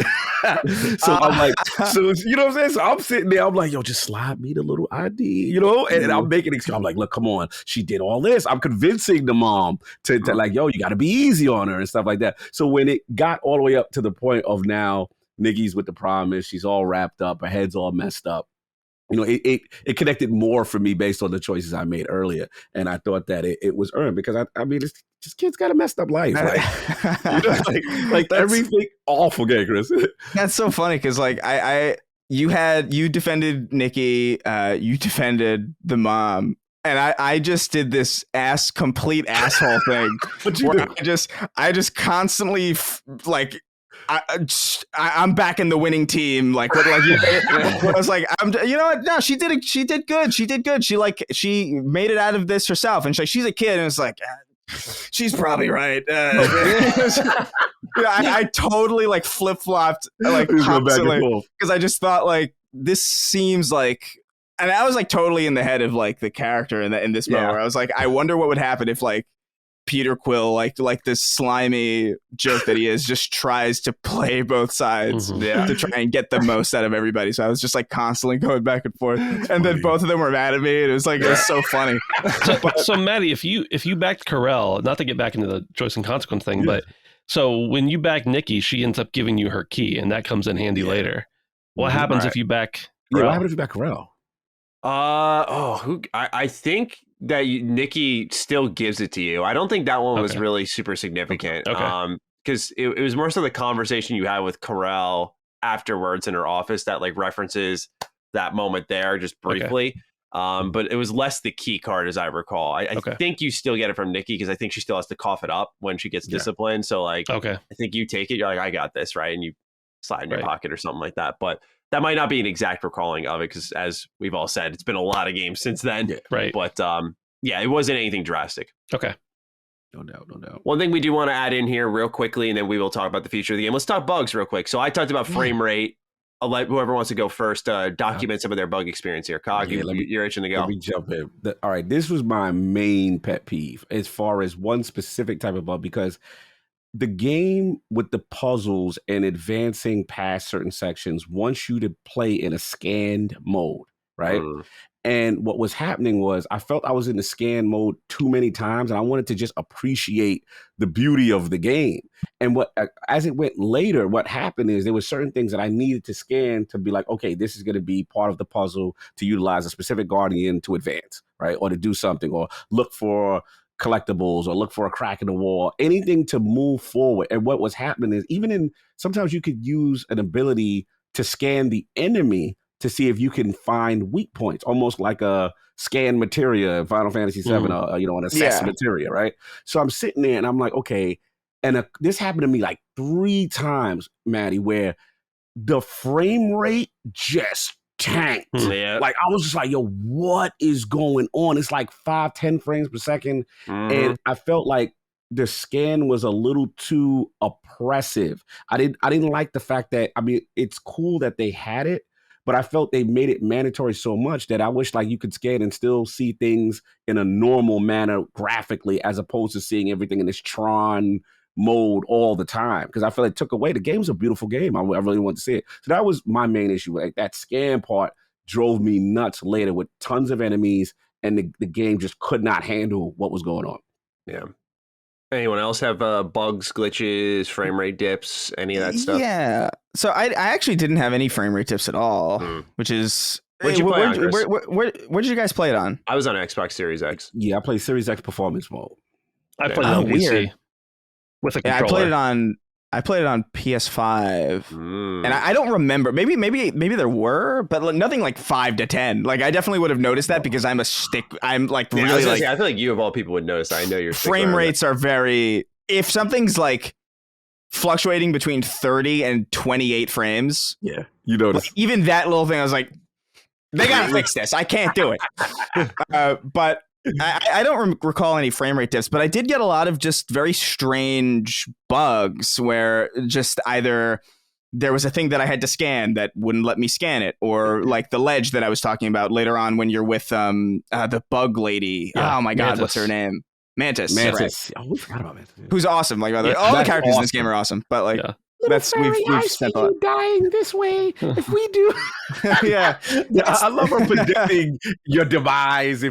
Like shout out to me, we had to. I want to get a little Mantis bar off. Continue. It's so disheartening. It's just like, oh, this is where you get crushed 9 times out of 10. It's like she was awesome. I had to give her a props. But there were just moments where either enemies wouldn't spawn and I couldn't progress because I had to kill. It was like very strange. They weren't too often. I think I had maybe 4 instances in the entire game where that happened. The ledge was the most frustrating because I couldn't comprehend how that would.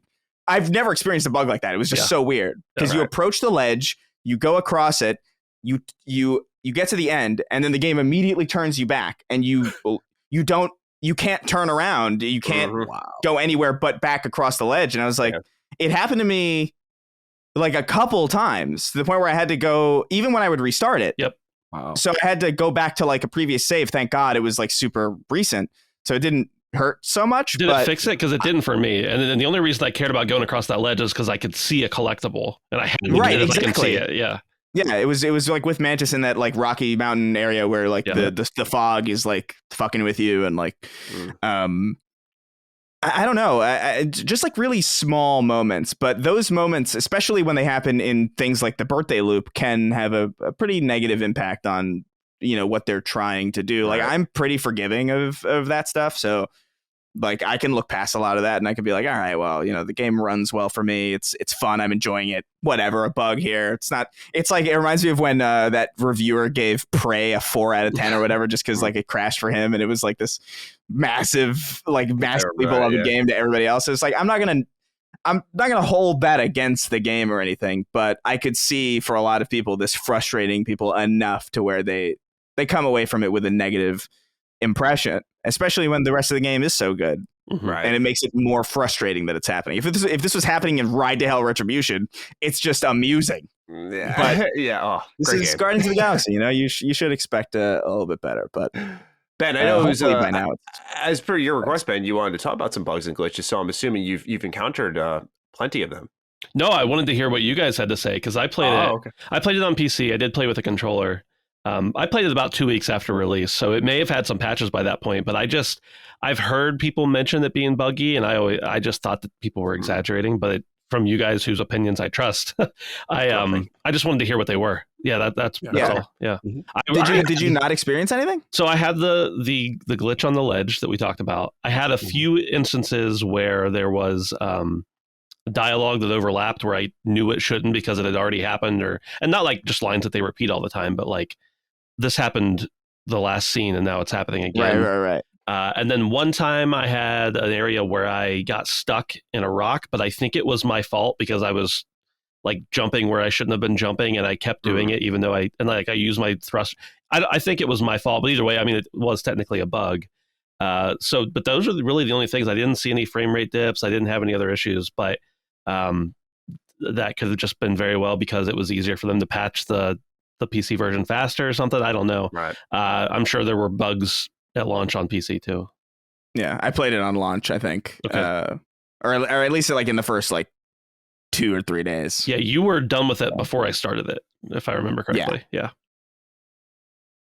Let's move on to the future to wrap things up. We're going to shotgun blast these last 2 questions here because I think they intertwine, and then we'll just talk about where this can all head. So we'll start off with Mugetsu.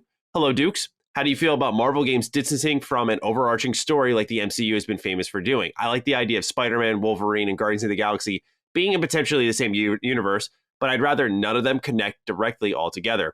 A huge reason people are turned off by the MCU is the fact that you have to watch so many key movies to understand the plot. Meanwhile, you could just jump into Guardians of the Galaxy. Do you think this kind of structure will benefit future Marvel games, considering Guardians of the Galaxy was a huge success and did not connect itself in any way to Avengers or Spider-Man? And then Alexis Ananya writes in, hey guys, what would you like to see in a sequel if we ever get one? As much as I liked playing as Quill, I think it'd be great to play as all the Guardians like how Final Fantasy VII Remake does it. That would be great. Thank you, Alexis. Thank you, Mugetsu, for writing in. Thank you, everyone who wrote in. Let's, wherever you guys want to start with this one, whether it be the game's cinematic universe or, of course, sequel hopes, or whoever wants to go. Take it away. So I will say Spider-Man does appear in this. And it's a very brief moment that I think, I'm sure, like, if you remember this, then you remember it's when you're crossing through Cosmo's portal thing, which is like a giant hand that like takes it. It's awesome. Awesome visually. But you get to peer into these different universes or different timelines or whatever the hell. It's kind of vague as to what it is, but the premise is these alternate realities, and you hear different things from other realities. I didn't really understand a lot of them because I'm not like super deep into this. But you hear Spider-Man talking about Spider-Man shit, and you hear Peter Quill go, "Is that Earth?" Which is confusing, but because how would he know who Spider-Man is? But I like that kind of thing where if they do overlap, it makes sense, or it's like a little nod. I don't know. I think superhero movies and superhero games benefit from being contained. Like I like we had the fun cinematic universe experiment, and I'm like any other Spider-Man fan, I'm super excited for this movie because obviously I can't help it.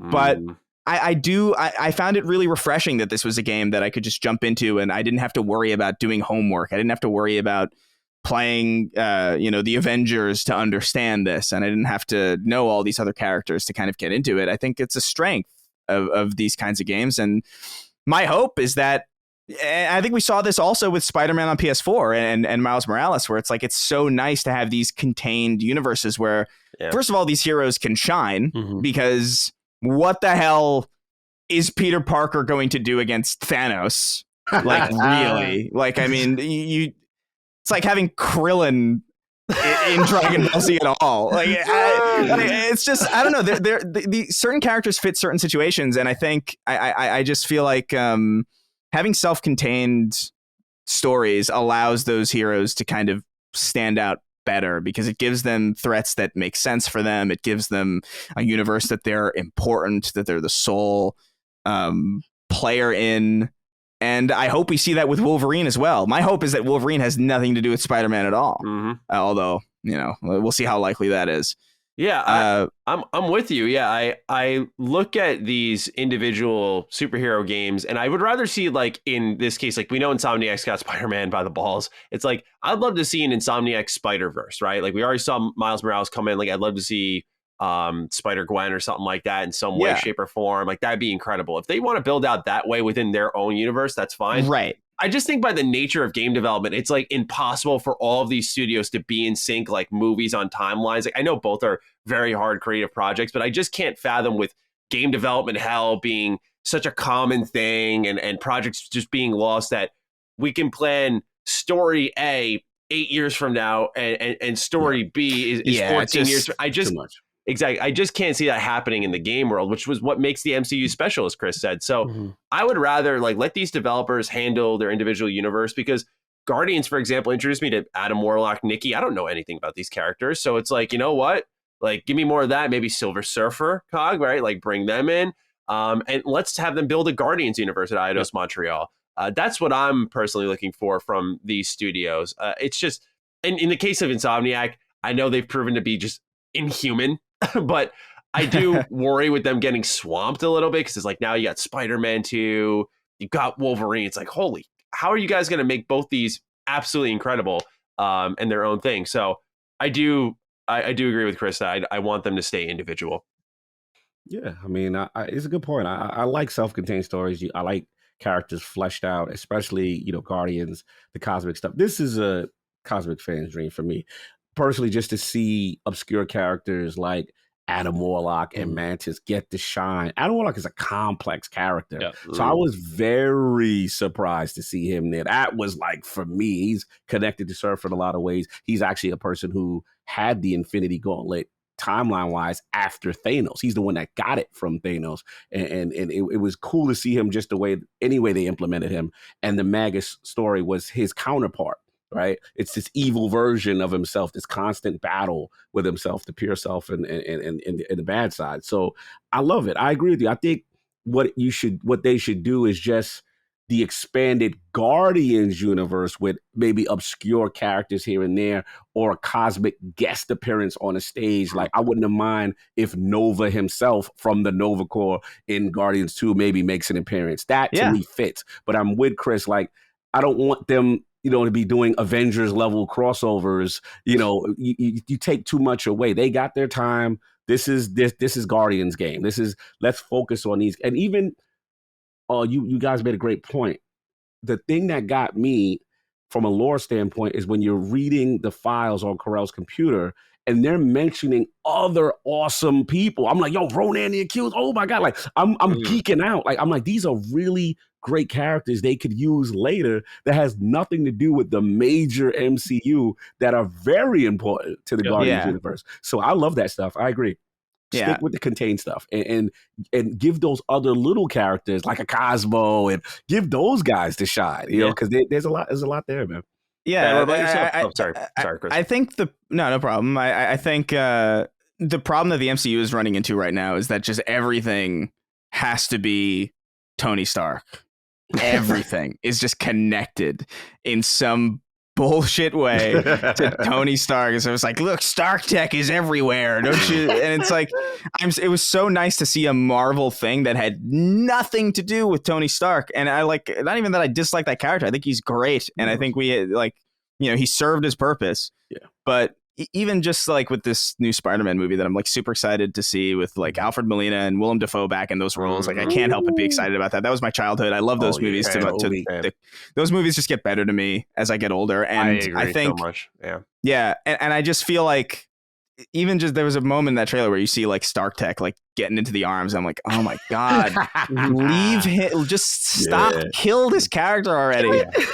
Yeah. He's dead and he's still a character. Like, go away. It's the burden. It's the burden of the connected universe. Yeah.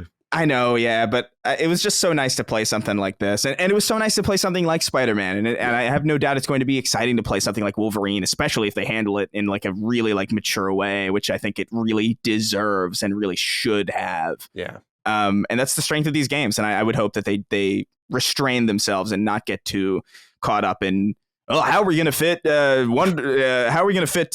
Wonder Twins in here, or just some nonsense? Just like give me Cosmo, give me Adam Warlock, give me Nova, give me all these like really crazy characters that you would never in a million years see in a Spider-Man game or in a Wolverine game, and that's your strength as Guardians of the Galaxy. And I think you've proven yourself as a competent studio to handle something like this, because I don't know how many people could have done this really. Yeah, like there are a lot of games that try to do this kind of thing, specifically the wisecracking banter and just, and they all, for the most part, don't really do a great job. There's a lot of Joss Whedon style nonsense I see constantly. Like, I don't know if you guys saw the last trailer, not the most recent one at the Game Awards, but the trailer for Forspoken.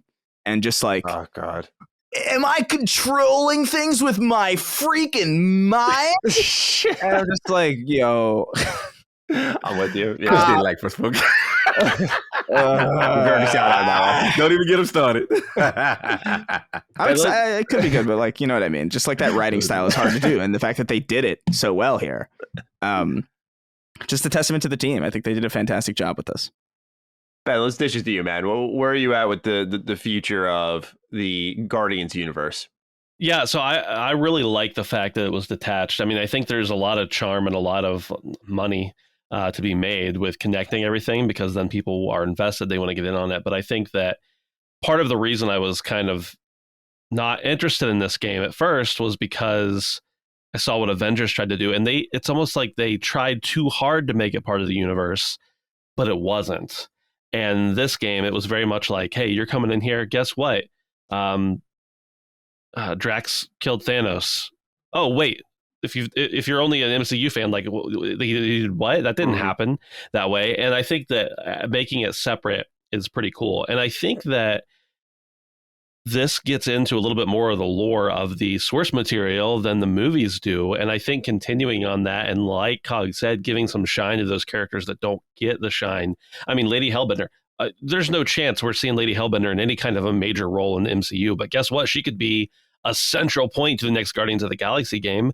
She's an interesting enough character that you could probably make a small, maybe not a full $70 game, but a small game with her as the main character. Like, some of these things that they do in this universe could be really cool. And the fact that they already have decided it is not attached to the MCU, we are not going for the mainstream audience, is only going to embolden them and empower them to be able to make crazy decisions that people like us are going to enjoy apart from the other media. Now, granted, you've still got those characters. Like, everybody at this point who's an MCU fan knows who the Guardians are, but you don't have to.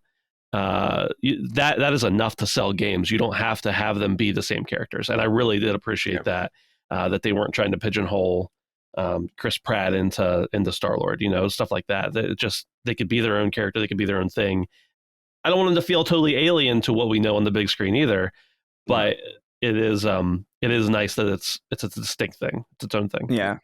I like that they draw a lot from the movies without stapling it to it. You know, like the fact that like because you get the cosmicness of the comics and the characterization of those movies, but also the style, which I think is like super important. Like, you're not going to hear Take on Me playing in a comic book, right? You're just not going to do it, and that's like the strength of video games and movies, is that it can bring those kind of things off the page and kind of into a playable and interactable way that like is just so impossible in a movie. And you get to spend so much more time with these characters. And I think the biggest strength of this game is just the characters and the way everything ties together, and the way that they're able to make something feel so connected to the movies yet so distinct. The balancing act there is crazy. To the point where it's impressive, man. Yeah, Eidos deserves a lot of credit for this. They really do. Eidos Montreal, they really nailed it. Man, I didn't think it would hit like this, and from so many different subtleties that we've gone on about. Fantastic job overall. Yeah, 5 out of 10. Too much space. Real quick question though, DLC guys? You think DLC? No, I think sequel.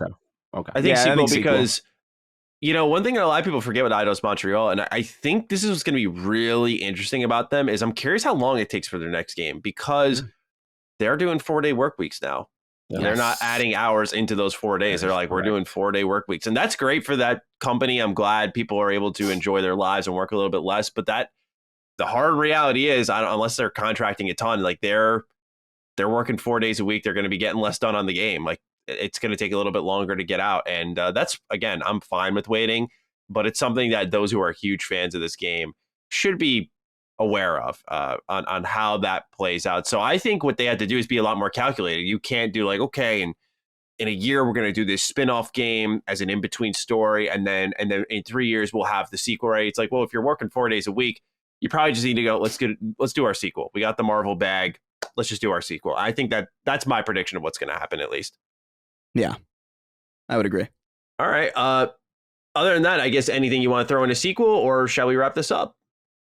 I think that's pretty good. I think I just want a sequel. I don't know that I necessarily need to dictate what I want, but I want more of it. Yeah. All right, cool. Yeah, I would just throw out there, I'd like to play as the different Guardians, but I'm also, if they balance things in my end a little bit more, maybe I wouldn't want that. So I'm open to what they do, and I'm with you guys. Let's see a sequel, see what it's all about. This has been a really big deep dive on Guardians of the Galaxy, spoilers and everything. I think we did a fantastic job here. Gents, thank you for joining me on this little journey. No problem. Other than that, we hope you all enjoyed episode 47 of Defining Duke Ultimate. Please take care of yourselves. I know this is going out during the holidays, so we hope you had a happy holiday. And other than that, gentlemen, again, it's been fun, and we'll talk with all of you shortly. Peace out. Yep. Take care. Defining Duke, an Xbox podcast, is a product and trademark of Last Stand Media and Collins Last Stand LLC, and is recorded from the United States of America. The show is conceived by Matthew Mr. Matty Plays Schroeder and me, Colin Moriarty, and is written and produced by Matthew Schroeder. Matty's co-host is Barry Lord Cognito Eversley. Defining Duke's executive producer is Dustin Furman, and the show is edited by associate producer Ben Smith. All of Last Stand's theme music is by Ramon Narvaez. As you know, all of Last Stand Media's shows, including Defining Duke, are fan-funded on Patreon at patreon.com/laststandmedia. The following names are at the producer support level on Patreon, and we're thankful for your kindness and generosity.